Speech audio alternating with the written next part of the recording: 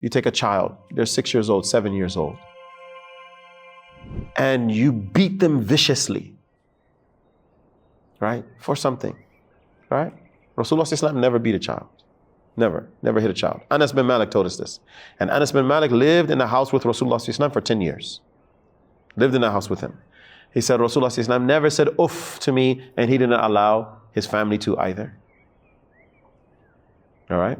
We know this. But if you beat a child viciously, what happens with the child is that they begin to suppress themselves. They suppress themselves. They realize, I'm not safe around my parents. I'm not safe in this household, right? And so they cannot be authentic.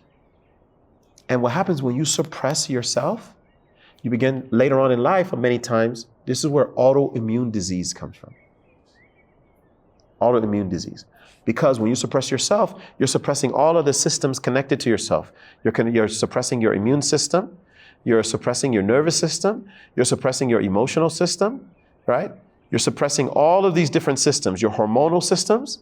People have a lot of problems. A lot of studies, too many studies to prove this. Fibromyalgia. They know directly now it comes from many times a person who has not processed trauma. They haven't gotten over it. Okay?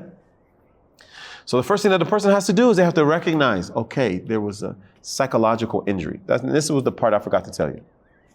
Trauma is a psychological wound. I explained what a sin is, but trauma is a psychological wound. It's a wound that happens to the psyche of a person.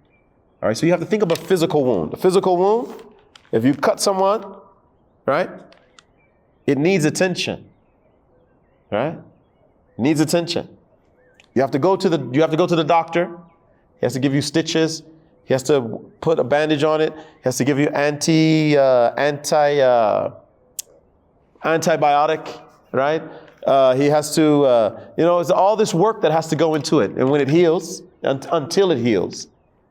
Same thing with psychological wounds. All right?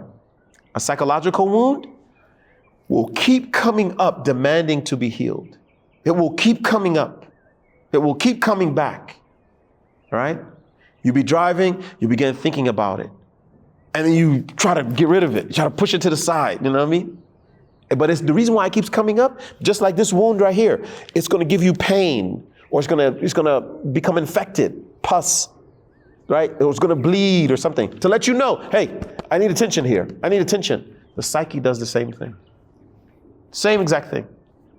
It will demand to be healed. It has the capacity to heal. It wants to be healed, but it needs your attention. So the first thing that you have to do with psychological wound, you have to recognize that there's a wound. Just like you have to recognize that there was a sin, you have to recognize that there was a psychological wound. First step, whether you're talking about tawbah or whether you're talking about healing trauma.